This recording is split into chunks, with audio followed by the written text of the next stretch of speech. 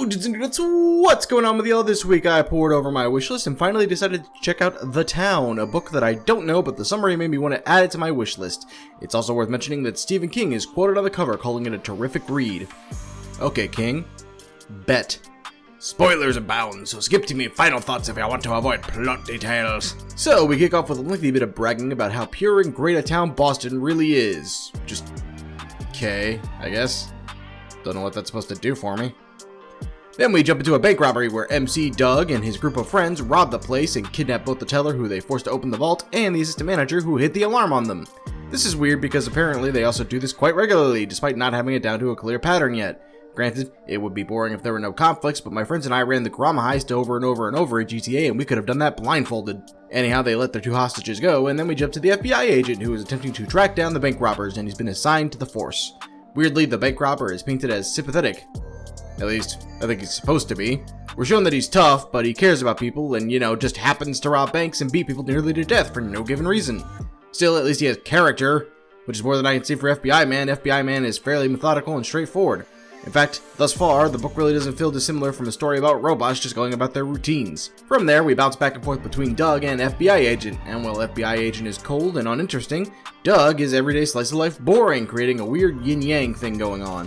There is literally an extended chapter where Doug and one of his heist friends play video games and reminisce. This would be good if any of these characters stuck out to me at all and felt like, characters. But they don't, and I can't remember any of their names, so it was just meh at best. We also learned about his alcoholic ex-girlfriend who claimed that her kid was his even though it isn't, and everyone apparently knows it isn't, but he still cares about the kid because reasons. Honestly, the most interesting thing about Doug so far is that he used to be an alcoholic and seems committed to his sobriety. Beyond that, he gives off the air of being a good man forced to do bad things, except that we have no clue at all why he's doing bad things. We don't see him struggling to pay bills, he doesn't appear to be wronged by anyone, he just does this and we're supposed to sympathize. Several times, in fact, he comes off as being fairly well off, perfectly able to leave the life behind, just refusing to, cause... I get why King likes it though, he's a huge fan of sudden things happening without any clear explanation. Anyhow, Doug borderline stalks and then asks out the woman teller that they kidnapped from the bank, named Claire. I genuinely don't know if this is because he likes her or if it's some sort of plot, but he basically blackmails her emotionally by saying he'll beat himself up over it if she rejects him. He's saying this to a woman he just kidnapped and had her life threatened during a bank robbery. I sincerely hope I'm not supposed to like Doug or feel the tension of this at all because I don't and I don't. Anyhow, we follow Doug on his date with Claire, and it's so tedious to follow the story here, it's hard to explain exactly why, though. Individually, any of the three main subjects we're playing with here could work. We had a bank heist and an escape, a romance, and the investigation of said heist. Ideally, any of these could actually serve a story. Two of them combined can make an interesting tale. The problem here is that we have all three, and yet all three are approached with the same disinterested tone that one might use to describe their laundry night. It seems like no one cares, so why the fuck should I? As the investigation continues, Doug and the crew pull bigger and bigger jobs, and they seem to get caught by FBI Man whose name I still can't remember. But he catches them because one of them wore knuckleless gloves, and they punched a steering wheel in a way no one has ever punched a steering wheel ever in the history of ever. I get that you need the police to find an obscure lead, but... what the steaming cross-eyed fuck is this? Anyway, the crew has a falling out, and one of them, Jem, whom I autocorrect changed to Jam, and that is now his name, he decides to be an asshole who scares the shit out of Claire, and because of that, she realizes that it was Doug who robbed the bank. I genuinely have no fucking clue how that connection got made, and even if I were being paid to do this, it wouldn't be enough to go back and try to figure out how she realizes this.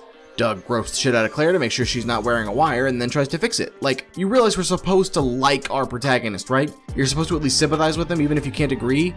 And he's just genuinely unlikable. He's a dude who robs banks for the thrill and dated the teller they robbed because he's obsessive. Though apparently not so much, though he never learned where she fucking works. He lied to her for their entire relationship and then almost rapes her to protect his own ass. How am I supposed to like this guy? Anyway, they break up and Doug beats the shit out of Jam and then everything is back to being a crew again and they take on the biggest job ever. Fucking what? Did this book suddenly take crack cocaine? Claire refuses to either turn Jam or Doug in, and I have no fucking clue why, like she suddenly stonewalls FBI dude, possibly because he also had the hots for her, and I'm just wondering if this bitch farts catnip. So I'm actually writing my own wrap-up while listening to the final part of the book's climax, because I really just want to be done. I'm bored. It's boring because it just makes drama cliches with no effort, loose plot threads, and it's just stupid. Things are either wrapped up with the speed of a Christmas elf 2 minutes to launch or not at all, and I get a full-blown case of the fuck this shit. The climax is possibly the worst time possible to experience a case of fuck this shit. It's actually very difficult to reach a climax and come down with a case of fuck this shit, but here we are. My personal score is 1.5 out of 10. The book isn't awful, but it's certainly not that good either, and it's barely even passable. It's not immersive, and next to nothing is engaging or endearing, so hey, surprise, surprise, I disagree with King on yet another thing, assuming he wasn't just shilling out. Let's go ahead and take a look at that bingo card. How did we not actually hit bingo? Not even the four corners? Well, I suppose Book can enjoy that victory, such as it is. Anyhow, that's all for this time, so if you have something else you want me to review, go ahead and leave a comment down below. Let me know if you want to see what we get into next time. Go ahead and subscribe. Until then, drink plenty of water, tell your parents that you love them, and stroke your mustache at night.